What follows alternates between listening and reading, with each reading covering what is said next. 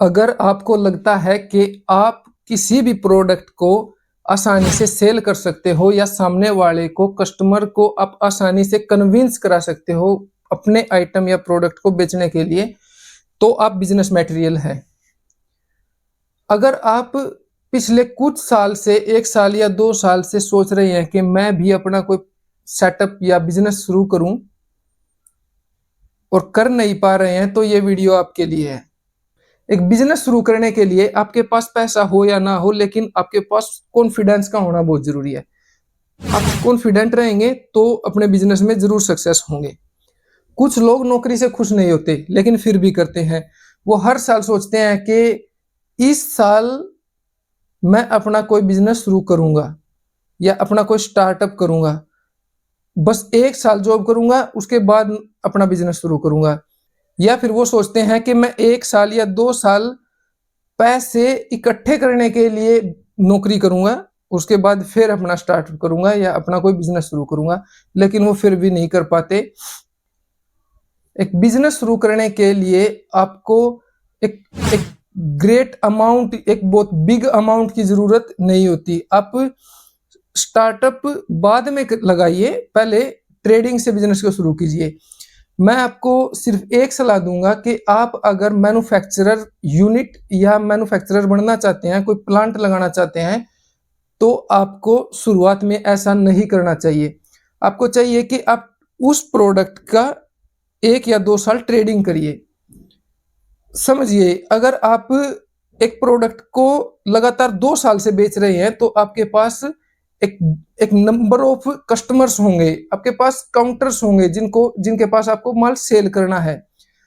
और उसके बाद जब आप यूनिट लगाओगे तो आपको ये समस्या नहीं आएगी आपके सामने कि अब मैं अपने माल को कहाँ बेचूं, क्योंकि आपके पास ऑलरेडी बहुत सारे काउंटर या फिर कस्टमर्स हैं। फॉर एग्जाम्पल, अगर आप एक मैन्युफैक्चरिंग यूनिट शुरू करते हैं, तो प्रोडक्ट बनने के जस्ट बाद आपके सामने एक सबसे बड़ा चैलेंज होगा, वो होगा कस्टमर का। कस्टमर्स कहाँ से लेके आए और कहाँ माल बेचें, और अगर नहीं बेचा तो सारे खर्चे पूरे करने बड़ा मुश्किल हो जाएगा। अगर माल आपके पास रॉ मटेरियल भी है और फिनिश प्रोडक्ट भी है, और उसको बेचने के लिए आप मेहनत भी लगातार कर रहे हैं, लेकिन आप उतना माल नहीं बेच पाओगे जितना आपके बेचने से आपके खर्चे कम से कम पूरे हों। कम से कम 1 या 2 साल आपके खर्चे तो पूरे हों। लेकिन अगर आपने डायरेक्ट यूनिट लगाई है, उसके बाद आपको इस समस्या का सामना करना पड़ सकता है। लेकिन मैं आपको सलाह दूंगा कि आप मिनिमम अमाउंट जितना आप इन्वेस्ट कर सकते हैं, मतलब मिनिमम 1 लाख या 50,000 या 20-30 हजार, वो डिपेंड करता है आप किस प्रोडक्ट का बिजनेस शुरू करना चाहते हैं। वो डिपेंड उस चीज पर करता है। मान लिया आप एक कोई बिजनेस शुरू कर रहे हैं जिसको आप 1 लाख रुपये का माल खरीदे और उसको सामने कस्टमर को बेचना शुरू करें, तो आप ट्रेडिंग से काम शुरू कर सकते हैं। शुरू के 1 साल या 2 साल आप मार्केट बनाएं। कमाई भले ही कम हो, लेकिन आपके पास एक मार्केट होगी, आपके पास कस्टमर्स होंगे। तो आपको चाहिए कि आप शुरुआत में ट्रेडिंग करें, और आप जिस भी आइटम का बिजनेस शुरू करना चाहते हैं, अगर आप चाहते हैं कि मैं इस प्रोडक्ट की फैक्ट्री लगाना चाहता हूं, तो आपके आसपास जो लोकल ब्रांड है ना, उसके डिस्ट्रीब्यूटर या फिर उसके किसी एक ट्रेडर के पास जाइए जिसको आप होलसेल में खरीद सको, और लोकल आइटम बेचना शुरू करें। आप शुरुआत में क्लासमेट या फिर एक ब्रांड को अगर आप बेचना शुरू करोगे, तो उसके बाद आपको अपना आइटम बेचने में प्रॉब्लम फेस होगी।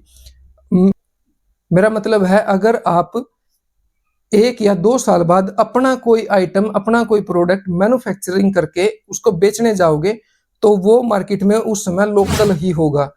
तो आपको बेचना 2 साल बाद लोकल ही है, तो आप शुरुआत लोकल से करिए। अब और जब आप अपना आइटम मार्केट में लेके आओगे, तब आपके पास एक मार्केट होगी पूरी, आपके पास कस्टमर्स होंगे, आपके पास काउंटर्स होंगे जिन पर आपका आइटम या अपना आपका माल या आपका प्रोडक्ट बिकेगा।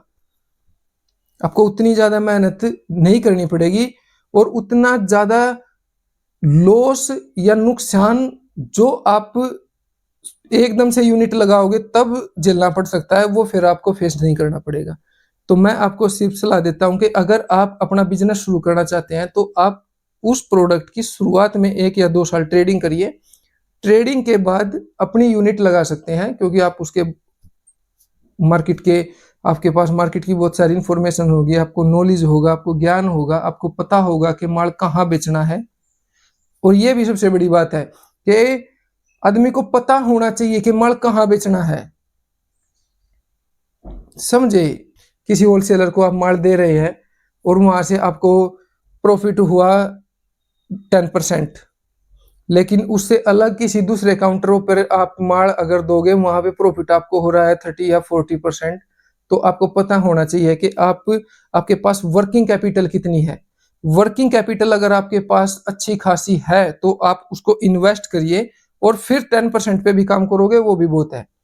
लेकिन अगर आपके पास इन्वेस्ट करने के लिए अमाउंट बहुत कम है, रॉ मटेरियल के लिए अमाउंट बहुत कम है, तो आपको शुरुआत में बड़े मार्केट में या बड़े काउंटर्स पे या फिर बड़े होलसेलर के पास नहीं जाना है। आपको छोटी जो दुकानें हैं उनके पास अपना माल बेचिए, वो आपके माल को बेचेंगे और वहां से आपको अच्छा खासा मार्जिन भी मिलेगा। कि आपको इस चीज का ज्ञान होना चाहिए कि आपको माल कहाँ बेचना है और कितना बेचना है।